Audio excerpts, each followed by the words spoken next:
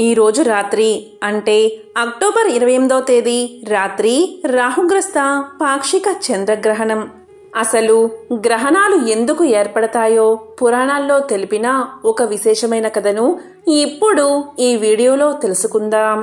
ఈ కథను విన్నంతనే సమస్త పాపాలు తొలగి సమస్త శుభాలు కలుగుతాయి. చాలా కాలం క్రితం దేవతల రాజు ఇంద్రుడు తన ఏనుగుపై స్వారీ చేస్తున్నాడు. ఆ సమయంలో దుర్వాస మహర్షి ఇంద్రుణ్ణి చూసి అతనికి ఒక మాల సమర్పించాడు. ఇంద్రుడు చిరునవ్వుతో ఆ దండను స్వీకరించి తన ఏనుగు తొండంపై ఉంచాడు. ఏనుగు మాల యొక్క సువాసనతో విసుగు చెంది దాన్ని నేలపై విసిరింది. ఇది చూసిన దుర్వాసుడు కోపంతో ఇంద్రుణ్ణి శపిస్తాడు. దేవతలందరూ దివ్య శక్తులను కోల్పోతారని శపిస్తాడు. ఈ సమయంలో రాక్షసులు దేవతలపై దండెత్తి స్వర్గాన్ని ఆక్రమించుకుంటారు. దేవతలు శక్తిహీనులు అవుతారు. రాక్షసుల బాధ పడలేక దేవతలు శివుణ్ణి బ్రహ్మని వెంటబెట్టుకుని శ్రీ మహావిష్ణువు వద్దకు వెళ్లి వారి బాధలు చెప్పుకుంటారు. అప్పుడు మహావిష్ణువు వారి మొర ఆలకించి ఇప్పుడు రాక్షసులు బలంగా ఉన్న కారణం చేత వారితో సఖ్యంగా ఉండండి, వారితో సఖ్యంగా ఉండి క్షీరసాగర మదనం అంటే పాల సముద్రం చిలకడం జరపండి అని చెబుతాడు విష్ణువు. ఆ మదనానికి కవ్వంగా మందరగిరిని వాడండి, తాడుగా వాసుకుని వినియోగించండి. ఆ మదన సమయంలో అమృతం పుడుతుంది, దాన్ని మీరు ఆరగించి క్లేశాలు వారికి మిగల్చండి అని విష్ణువు సెలవిస్తాడు. ఆ మాటలు విని దేవతలు ఆనందించి వారి వారి గృహాలకు వెళ్ళిపోతారు. కొంతమంది రాక్షసులు దేవతా సంహారానికి ముందుకు వస్తుంటే బలి చక్రవర్తి వారిని వారిస్తాడు. ఆ తరువాత అలా కాలం వెళ్లబుచ్చుతున్న సమయంలో ఒకరోజు ఇంద్రుడు రాక్షసులకు క్షీరసాగర మదనం జరిపితే అమృతం పుడుతుందని, అమృతం సేవిస్తే మృత్యువు దరి చేరదని చెబుతాడు. దీనితో ప్రేరితులైన రాక్షసులు క్షీరసాగర మదనానికి ముందుకు వస్తారు. మందరగిరిని తవ్వి తీసుకుని రాగా అది మహాభారమైపోతుంది. అది కింద పడబోతే శ్రీ మహావిష్ణువు గరుడారూఢై వచ్చి మందరగిరిని క్షీరసాగరంలో వదులుతాడు. వాసుకుని ప్రార్థించి వాసుకి అమృతంలో భాగమిస్తామని చెప్పి ఒప్పించి దాని రజ్జుగా చేసి పాల సముద్రాన్ని చిలకడం ప్రారంభిస్తారు. అలా చిలకడం ప్రారంభించేటప్పుడు దేవతలు వాసుకి పడగవైపు నుంచుంటారు. దానితో రాక్షసులు కోపగించి తోకవైపు నిలబడి చిలుకే నీచులమా అని అనగా దేవతలు తోక పట్టుకుని చిలకడానికి అంగీకరిస్తారు. ఆ విధంగా చిలుకుతూ ఉండగా ఆ మందరగిరి కింద నిలిచే ఆధారం లేక క్షీరసాగరంలోకి జారిపోతూ ఉండగా శ్రీ మహావిష్ణువు కూర్మావతారం ఎత్తి ఆ పర్వతాన్ని తన వీపు మీద ఉంచుకుంటాడు. మందరగిరితో మదనం జరుపుతూ ఉండగా విపరీతమైన రొద వస్తుంది. ఆ రొదకు ఎన్నో జీవరాశులు మరణిస్తాయి. అలా చిలుకుతూ ఉండగా ముందు హాలాహలం పుడుతుంది. ఆ హాలాహలం సర్వాన్ని నాశనం చేస్తుంటే దేవదానవులకు తోచక బ్రహ్మ వద్దకు వెళ్తారు. బ్రహ్మ విష్ణువు వద్దకు, అక్కడి నుండి కైలాసంలో ఉన్న శివుడి వద్దకు వెళ్లి క్షీరసాగర మదనం జరుపుతూ ఉండగా వచ్చిన దానిని అగ్రతాంబూలంగా స్వీకరించమని ప్రార్థించగా శివుడు హాలాహలమని గ్రహించి పార్వతితో సేవించమంటావా అని అడగగా సకల సృష్టిని రక్షించడానికి సేవించమని చెబుతుంది పార్వతీదేవి. అప్పుడు శివుడు ఆ గరళాన్ని తీసుకుని తన కంఠంలో ఉంచుకుంటాడు. గరళాన్ని కంఠంలో ఉంచుకోవడం వల్ల గరళ కంఠుడు అయ్యాడు. కాని గరళం శివుడిలో విపరీతమైన వేడిని, తాపాన్ని పుట్టించడం ప్రారంభించింది. దాన్ని తట్టుకోవడం కోసం నిత్యం నెత్తిపైన నీళ్లు అభిషేకించుకుంటూ ఉండడమే మందు. అక్కడి తాపం అనగడానికి క్షీరసాగర మదనంలోంచి పుట్టిన చంద్రుణ్ణి శివుడు తలపైన పెట్టుకుంటాడు. గంగమ్మ తల్లిని నెత్తిపైన ఉంచుకుంటాడు.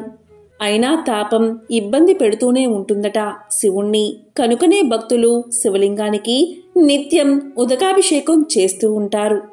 ఆ తరువాత దేవదానవులు మళ్లీ క్షీరసాగర మదనం ప్రారంభించారు.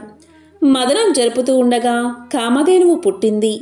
తరువాత ఉచ్చైస్రవము, ఐరావతము, కల్పవృక్షము, అప్సరసలు, చంద్రుడు, మహాలక్ష్మి పుడతారు. కామధేనువును, కల్పవృక్షాన్ని, ఐరావతాన్ని ఇంద్రుడు తీసుకుంటాడు. వచ్చే స్రవాన్ని బలి చక్రవర్తికి ఇస్తారు. శ్రీ మహాలక్ష్మి విష్ణువు చెంతకు చేరుతుంది. దేవదానవులు మళ్లీ మదనం ఆరంభించారు. అప్పుడు వారుని అంటే కళ్ళు పుట్టింది. వారుని తమకు కావాలని రాక్షసులు అడగగా వారుని దానవులకు ఇస్తారు. ఆ తరువాత ధన్వంతరి అమృత కలశంతో ఆవిర్భవిస్తాడు. అమృతాన్ని చూడగానే దానవులు ఒకరి మీద మరొకరు పడి కొట్టుకోవడం ఆరంభించారు. దానవులు కొట్టుకోవడంతో అమృతం చేతులు మారిపోతుంది. దేవతలు దీనవదనులై శ్రీ మహావిష్ణువును ప్రార్థిస్తారు. అప్పుడు శ్రీ మహావిష్ణువు వారిని ఓదార్చి జగన్మోహిని అవతారమెత్తి ఆ దానవుల వద్దకు వస్తాడు.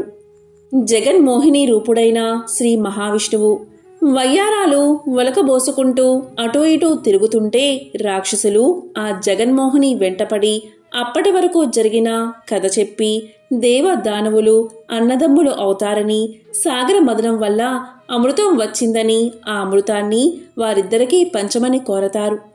అప్పుడు ఆ జగన్మోహిని దేవదానవులను 2 పంక్తుల్లో కూర్చోబెట్టి దర్భల మీద అమృత కలశాన్ని పెట్టి దేవతలకు అమృతం పోస్తూ దానవులను తన వయ్యారాలతో మభ్యపెట్టింది.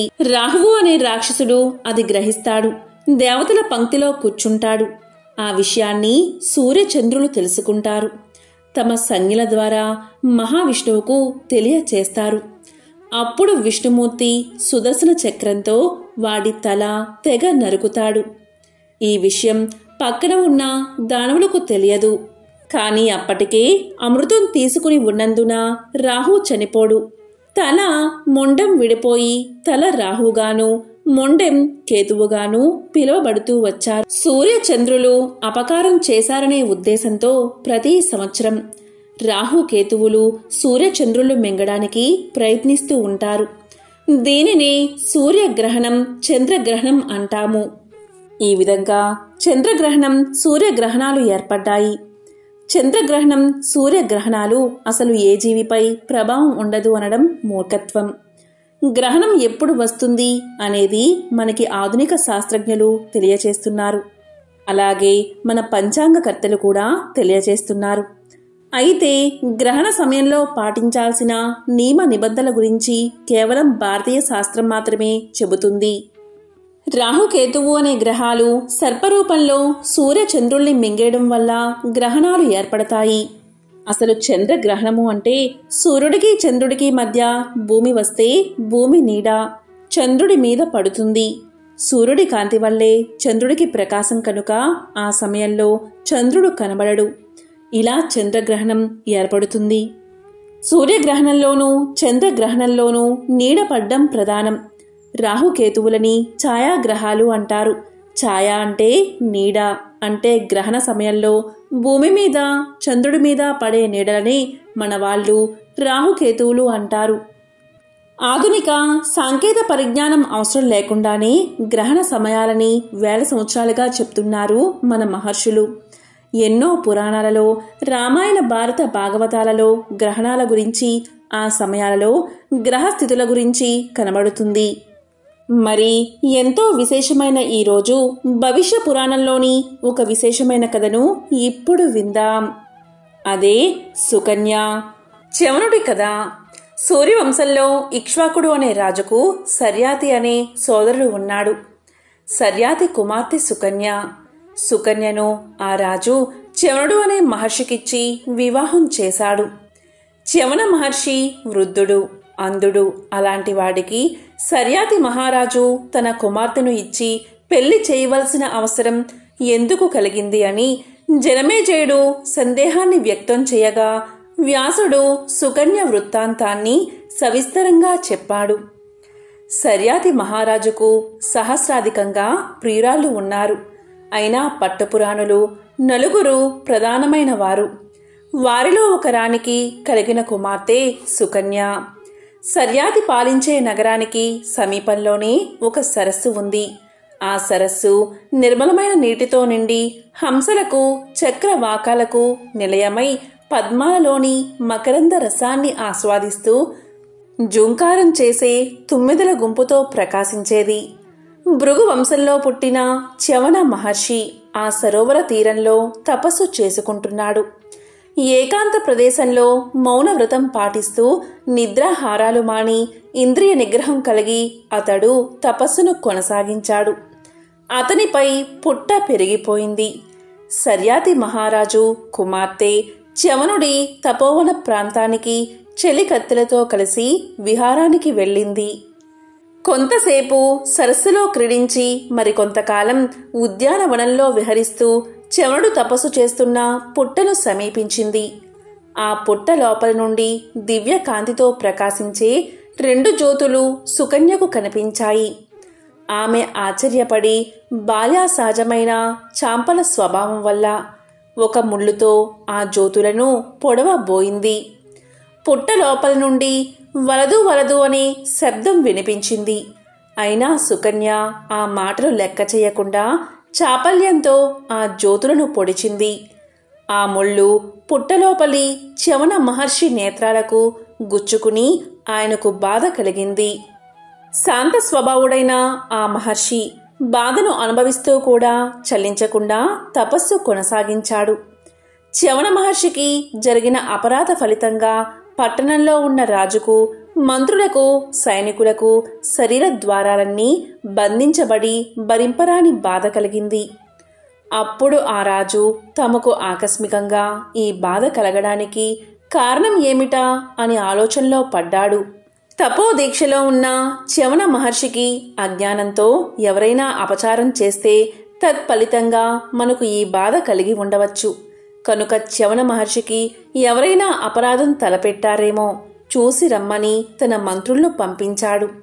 ఈ వార్త క్రమంగా సుకన్య చెవికి సోకింది.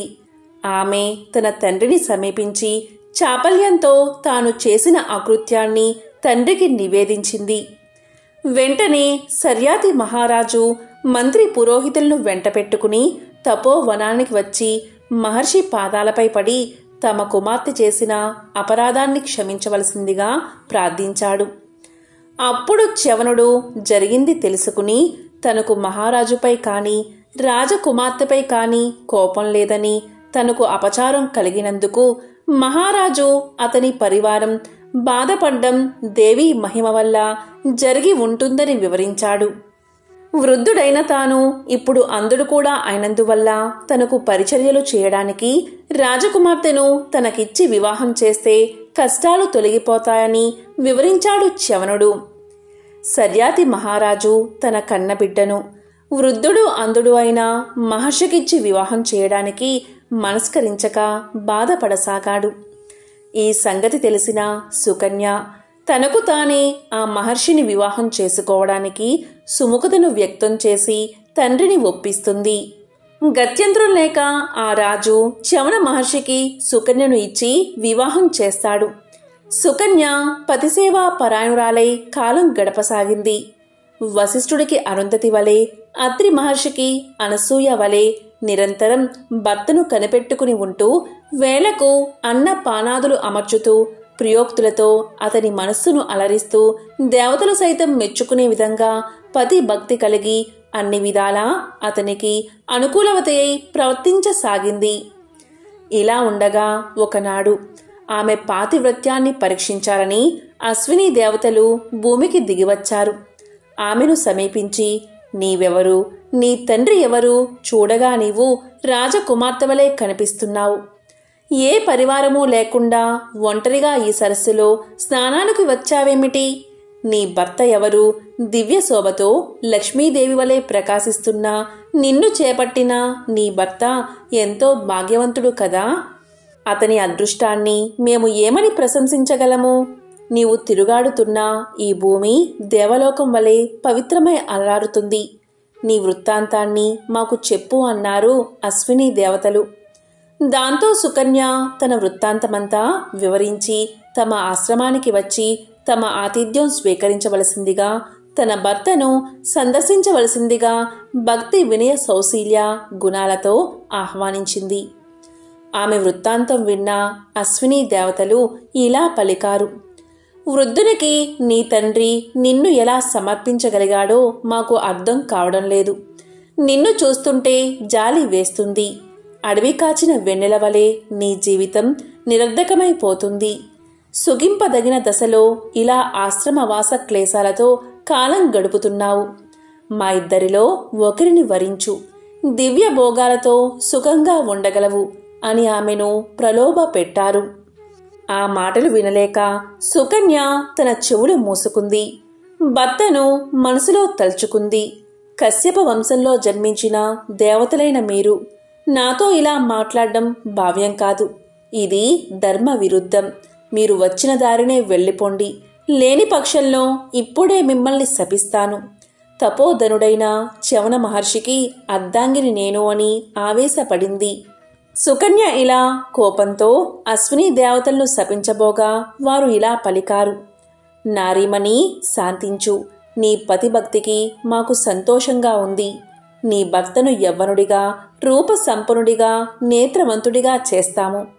నీ భర్తకు తెలియచెయ్యి అన్నారు. సుకన్య భర్తతో విషయమంతా వివరించింది. చ్యవన మహర్షి అందుకు ఆనందంతో అంగీకరించాడు. అశ్విని దేవతలు చ్యవనుణ్ణి తమతో పాటు అక్కడున్న సరస్సులో స్నానం చేయవలసిందిగా సూచించారు. అశ్విని దేవతలతో పాటు మహర్షి కూడా సరస్సులోకి దిగాడు.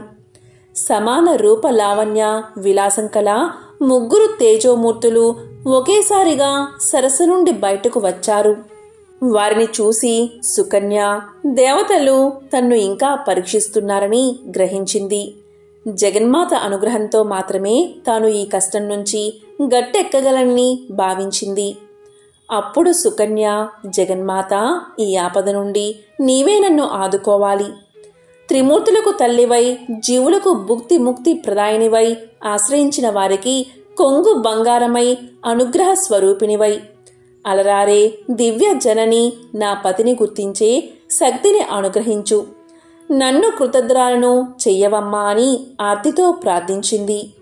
పరమేశ్వరి అనుగ్రహం చేత వెంటనే సుకన్య హృదయంలో ఒక విజ్ఞానరేఖ తలుక్కుమన్నది. ఆమె తన భర్తను గుర్తించగలిగింది. సుకన్య పాతివ్రత్యానికి సంతోషించిన అశ్విని దేవతలు నిజ రూపాలు ధరించి సుకన్య చ్యవనుల అతిథి సపర్యలను స్వీకరించి దేవలోకానికి తిరిగి వెళ్లారు. యజ్ఞ సమయాల్లో సోమపానం చేసే అర్హతను చ్యవన మహర్షి అశ్విని దేవతలకు వరంగా అనుగ్రహించాడు. ఈ కథ చెప్పి వ్యాసుడు జనమేజయ, భక్తితో పరమేశ్వరుని ఆరాధించిన వారికి అసాధ్యం లేదు అని వివరించి చెప్పాడు. ఎంతో పవిత్రమైన విశేషమైన ఈ కథను ఈరోజు విన్నా, చదివినా, చెప్పినా, వినిపించినా సకల శుభాలు కలుగుతాయి. జన్మల పాపాలు తొలగి కోటి జన్మల పుణ్యం వస్తుంది. ఓం శ్రీ మాత్రే నమః. ఓం నమో నారాయణాయ. ఓం నమః శివాయ.